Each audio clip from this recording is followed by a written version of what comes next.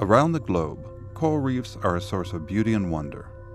Every year, thousands travel just to experience their beauty and witness the abundant life created by these aquatic communities. The reefs are also essential to life on our planet. Some call them the ocean's nursery.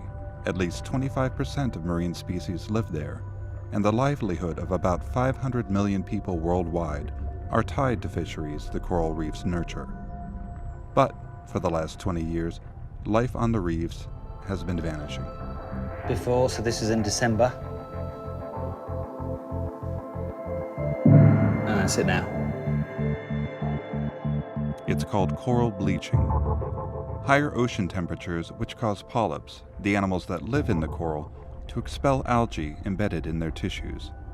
That algae is what supports life in the reef.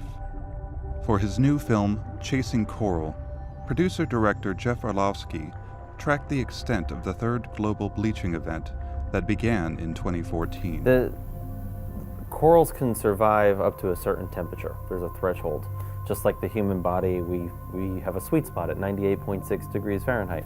But if everybody in this city, if everybody's body temperature somehow was rising to 102 degrees Fahrenheit, like, you'd see a lot of people dying. That's effectively what's happening in the oceans. The temperature of the water is just literally getting too hot for the corals to survive in.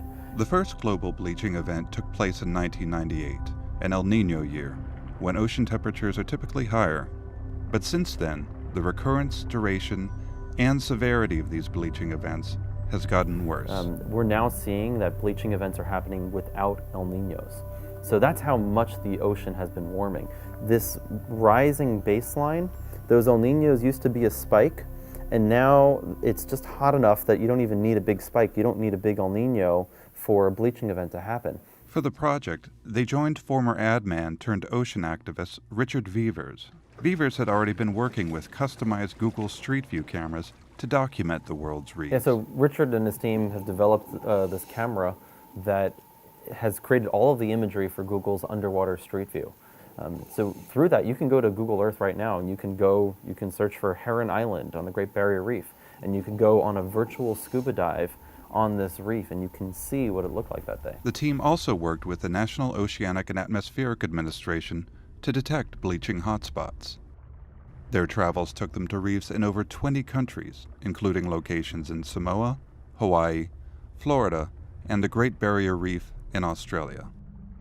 Documenting climate change isn't new for Orlovsky. When he was still a senior at Stanford, he joined climate photographer James Balog's Extreme Ice Survey. I do not want to go any lower than this. It's just bottomless. I'm going out here on this broken fin, and I assume it won't collapse. That program used time-lapse video to document the rapid thaw of the world's glaciers. Every once in a while. When I started working with James Balog in the Extreme Ice Survey, it was a massive education in how to communicate visually. How do you get these stories and reveal them in a way that audiences can understand, can feel emotionally. The resulting film, Chasing Ice, earned Orlovsky and team an Emmy in 2014. For Chasing Coral, Zachary Rago of Colorado company View Into the Blue helped build underwater camera systems that could film the reef for months at a time. In the ocean, things get really dirty really quickly. The ocean's competitive, so new space to grow on. Things start growing on it within 12 hours sometimes. Essentially, we build a housing that uses magnetic rings to pull a windshield wiper around a glass dome. You can leave it down there for a couple of months, and it'll keep shooting. And you can go back and you'll see every piece of the camera system or the battery pack or whatever has some algae or some life growing on it. But the glass dome, because of that windshield wiper, that glass dome is sparkling clean. And everything else just looks like there's life growing all over. Part of the reef now. Yeah. The result is a detailed and troubling view of present-day coral reefs. I don't think anybody on our team ever thought that the event that we were going to capture was going to be at the scale that it was. Just the sheer mortality rates that we saw in the Great Barrier Reef was never in the plans. Yeah, last year 29% of the Great Barrier Reef died. So it really, really is startling. We're entering into a new era of ocean chemistry, of ocean temperatures that we've never seen before on this planet. We've never seen in human civilization. According to the film, the bleaching event that began in 2014 has been the longest, deadliest, and most widespread in history. Based on current warming trends, most of the world's corals could be dead within 30 years. We need to go through a huge shift in how people think about relating with the planet.